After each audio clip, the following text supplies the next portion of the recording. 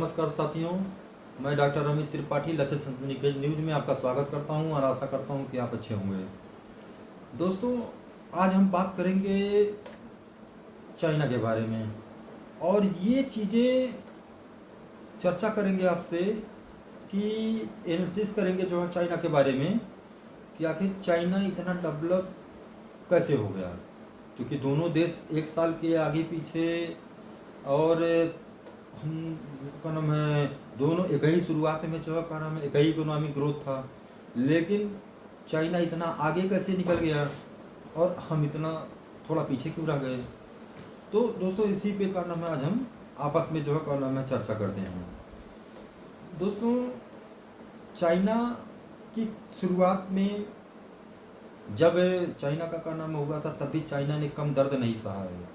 China में दोस्तों यह हकीकत है कि चाइना जो है कम्युनिस्टों के हाथ में आने के पहले खूब दर्द जो है का नाम चाइना के लोगों ने खूब वहाँ दर्द सहा है।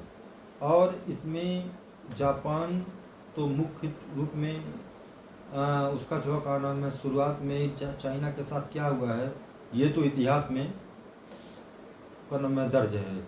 लेकिन दोस्तों ये भी है का नाम है कि इसमें जापान की जो सेना है उसकी जो काबिलियत थी उसको बिल्कुल जो है का नाम है कम नहीं आंका सकता, क्योंकि आज अगर इंडिया 2025 में चल रहा है तो ये मान के चले कि आज चाइना और जापान ये 2035 से 2040 में चल रहे हैं सर। और इसका कारण वहाँ चाइना में कम्युनिस्ट सरकार है और कम्युनिस्ट सरकार का जो मानना है कि वहाँ पे ना ही कोई जाति चलती है, ना कोई पार्टी चलती है, ना कोई कुछ। क्योंकि जो कम्युनिस्ट होते हैं चाइना के, इनमें से कुछ ऐसे हैं कि अगर आपको अपने क्षेत्र का डेवलप करना है तो कोई जाति नहीं होना चाहिए, कोई धर्म नहीं, कोई विशेष नहीं। बौद्ध धर्म के कुछ लोग अभी भी वहाँ पे हैं, तिब्बत के कुछ लोग हैं कि जो अभी भी बौद्ध धर्म फॉलो करते हैं, और कुछ मुस्लिम हैं तो वो भी उइगर मुस्लिम, उनकी क्या दशा है ये मुझे कहने की किसी से ज़रूरत नहीं है। ये अमेरिकी का नाम जो मानवाधिकार संगठन वगैरह हैं आए दिन रिपोर्ट निकालती रहती हैं कि चाइना किसी के भी यहाँ वो दबाव में नहीं आता, और वो भी एक कम्युनिस्ट देश होने के नाते वो सिर्फ एक ही चीज़ पे फोकस करता है, और वो है सिर्फ अपने देश को डेवलप करना, नई ऊंचाइयों पे ले जाना। और दोस्तों, आज चाइना वास्तव में अपने आप को उस मुकाम पे खड़ा कर चुका है कि जिसको तारीफ वास्तव में तारीफ़ काबिल है वो। और इसके साथ साथ एक बातें ये भी और आप जान लीजिए कि वहाँ की सरकार ने ना ही वहाँ के अपने लोगों के लिए ना व्हाट्सएप चलती है, ना यूट्यूब चलती है, ना कुछ फेसबुक चलती, ये सब वहाँ पे नहीं होते, वहाँ सब बैन है।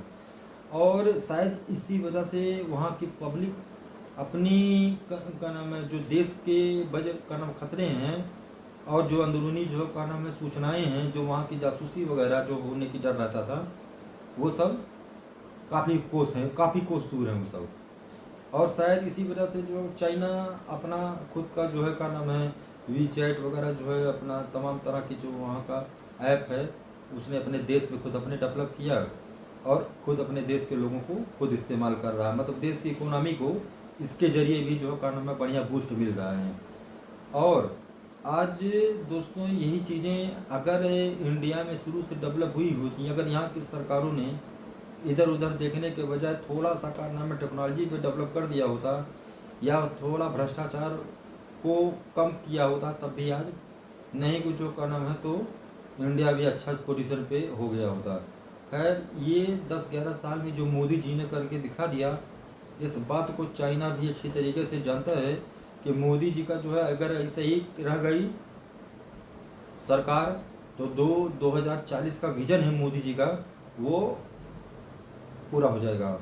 और इस बात को चाइना भी और वहाँ की गवर्नमेंट भी अब समझ रही है कि धर्म से ऊपर हटकर भी और बॉर्डर के किनारों का जो है जो ये लड़ाई झगड़े जो हमेशा वायलेंस होते रहते हैं। अभी देखिए गलवान में उनके जो है 29-30 जवान मारे गए थे। इंडिया के भी जो है में कुछ जवान मारे गए थे, जिसमें चाइना अपनी तरफ से आधिकारिक में 4 ही लोगों को बोला, लेकिन चूंकि सैटेलाइट रिपोर्ट से भाइयों सब पता चल जाता है, आजकल तमाम टेक्नोलॉजी उपलब्ध हैं, तो सैटेलाइट के जरिए पता चला कि चाइना कितने लोग एक्सपायर हुए हैं, मारे गए वहाँ पर। तो दोस्तों ये बात चाइना भी समझ गया अच्छी तरीके से कि पड़ोसी से, और भी खासकर भारत और मोदी जी जैसा, क्योंकि पहले कांग्रेस सरकारें थी तो ये चाइना से इतना डरती थी कि पता नहीं इनका क्या मकसद था कि चाइना बॉर्डर पे ये लोग एक रोड भी नहीं बना पाए ढंग का, कि कल का अगर कोई युद्ध अगर हो जाए या कुछ भी अगर चाइना चढ़ा दे, उधर से चढ़ाई कर दे, तो वहाँ तक पहुँचने में ही सेना को बहुत समय लग जाता है। लेकिन मोदी जी ने जिस तरीके से चाइना को ये बताया कि भाई डेवलप बनने के लिए शांति चाहिए, पड़ोस के बगैर नहीं चल पाओगे। क्योंकि भारत जैसा पड़ोसी देश जो एक लोकतांत्रिक देश है, यहाँ पे सरकारें चुन के आती हैं। चाइना में ऐसा नहीं है दोस्तों, वहाँ पे सरकार ना ही वोटिंग का अधिकार है, ना ही वहाँ पे कोई पब्लिक सरकार चुन पाती है, और ना ही वहाँ के लोग वोट दे पाते हैं। वहाँ सिर्फ कम्युनिस्ट सरकार हैं, वहाँ के कुछ मेंबर हैं जो अपने सरकार को चुनते हैं और वही चलाते हैं सरकार। बाकी वहाँ की पब्लिक का कुछ योगदान नहीं रहता सरकार में। और यही चीज़ें भारत के में भी, जो ये लोकतांत्रिक देश है हमारा, इसमें चुनाव आयोग है, तमाम तरह के नेताएं हैं, राजनेता, और जो है तमाम तरह के जो नाम है लोग, वोट पब्लिक यहाँ पे सर्वोपरि मानी जाती है, क्योंकि लोकतांत्रिक देश का यही अर्थ होता है कि वो अपने सरकार खुद चुनती है। लेकिन चाइना में ऐसा कुछ नहीं है। तो ये भी दोस्तों एक योगदान है कि देश के बजट में जो तमाम तरह के हर साल जो है राज्यों का चुनाव, पंचायत चुनाव, ये चुनाव, दुनिया भर के जितने भी हैं, तो उसमें बजट जो है देश का काफ़ी खर्चा होता है।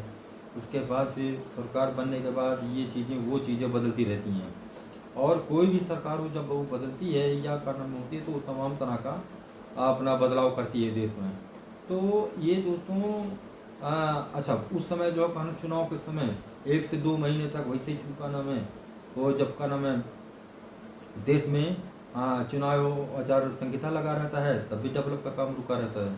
तो इससे सबसे जो का नाम है थोड़ा बहुत प्रभाव तो पड़ता है देश के विकास के योगदान में, और धीमी गति हो जाती है। तो यही सब चीज़ें चाइना में नहीं होती हैं, वहाँ कभी नहीं जो का नाम है होता है। आज दोस्तों चाइना का इतना डेवलप जो है वो है कि अपने बॉर्डर के किनारे, इंडिया के बॉर्डर के किनारे से कुछ दूरी पे वो अपना गांव बसा चुका है, वहाँ तक पक्की सड़कें, यहाँ तक कि रेलवे लाइन भी बिछा रहा है। तो ये उसका डेवलप ही है का नाम है। और चाइना ने जल्दी युद्ध किसी से नहीं करना। उसने पहले जो भी युद्ध किए हों 70, 71, 72 के पहले, उसके बाद उसने बिल्कुल जो का नाम है एक समझिए दोस्तों कि अपने पहले देश को डेवलप करना शुरू कर दिया, इकोनॉमी और तमाम तरह की टेक्नोलॉजी ला के जो है का नाम है दुनिया को चौंकाना शुरू कर दिया। अपने आप को जो का नाम है एक मार्केटिंग हब जो है का नाम है बना दिया, फैक्ट्रियों का हब। ऐसी कोई चीज़ नहीं है जो का नाम है ना बनती हो वहाँ पर। तो ये का नाम है चीज़ें काफ़ी चाइना को आगे ले जाने में, और दूसरों चीज़ जो ये बगैर चुनाव जो का नाम युद्ध वगैरह में तमाम खर्चे आते हैं, देश की इकोनॉमी बैठ जाती है, हाँ कितने लोगों की जान जाती है, पब्लिक भी डिस्टर्ब होते हैं, इंफ्रास्ट्रक्चर भी नुकसान होता है, रेलवे भी, ये सब चीज़ों से चाइना बचता गया, चला गया। और इसीलिए आज वो इतना आगे निकल गया दोस्तों कि आज वो तमाम चीज़ें किसी भी देश को, छोटे छोटे जो देश हैं उनको वो कर्ज देता है, उनको अपने अंदर अगर वो कर्ज नहीं दे पाते तो अपनी शर्तें लागू करता है। तो ये सब चीज़ें जो है चाइना की आज इकोनॉमी की पावर है। आज दोस्तों जो का नाम है नेशन हैं आजकल वो क्या करते हैं कि अमेरिका है तो वो सिर्फ घौंस जमाता रहता है लोगों के, वो भी देता है जो करने में, लेकिन उसकी शर्तें होती हैं। बस वो है कि वो किसी का देश नहीं कब्जाता, किसी की कटी की भी बुरी नज़र नहीं रखता। और ये चाइना की जो बातें हैं, जो कर्जा देता है, वो हर देशों को जो है एक मतलब समझ लो कि वो अपने हिसाब से कब्जा करने की कोशिश करता है। तो इसीलिए आजकल हर देश उसकी इस मंशा को समझ गए हैं। अच्छा, चाइना का जो है एक नई जो वो पुरानी नीति है विस्तारवाद का, ये भी हर दुनिया के हर देश समझ रहे हैं। तो दोस्तों इस समय चाइना की जो थोड़ी सी रफ्तार है वो थोड़ा धीमी हो रही है, क्योंकि हर देश छोटा से बड़ा हर देश ये चाइना की बातें जान समझ गया है, और इसीलिए अब चाइना से कर्ज लेने में पीछे भागते हैं सब, बहुत दूर भागते हैं। और उसके साथ साथ जो है जो चाइना के कर्जदार में फंसे थे वो भारत के पास आ रहे हैं, भारत से सहायता गुहार लगा रहे हैं। अभी देखिए अफ्रीका का ही तमाम क्षेत्र जो का नाम वो भारत के ऊपर विश्वास करते हैं। तो क्योंकि दोस्तों भारत सिर्फ मदद करता है, भारत जो है कोई शर्त नहीं रखता है। ये बातें जो है अगर मैंने अपने कई बार वीडियो में बताएं कि चाइना की मंशा रहती है दूसरों के क्षेत्रों पे नज़र गड़ा के। अभी पाकिस्तानी देखिए आज वो का नाम है, एक अमेरिका की गोद में बैठा हुआ है, कभी चाइना की गोद में बैठा रहता है। अच्छा, तो इसीलिए दोस्तों चाइना की इस बात को आप हमको बताइएगा कमेंट में कि मेरी कई बातों से आप कितना संतुष्ट हैं। और अब मैं अपनी इसी बात को यहीं पे ख़त्म करना चाहूँगा। आशा करता हूँ कि आपको मेरा ये वीडियो पसंद आया होगा, और जो भी मुझसे कोई सवाल पूछना हो मुझे कमेंट करके ज़रूर पूछें। मेरे इस वीडियो को लाइक करें, शेयर करें। तब तक के लिए जय हिंद, जय भारत।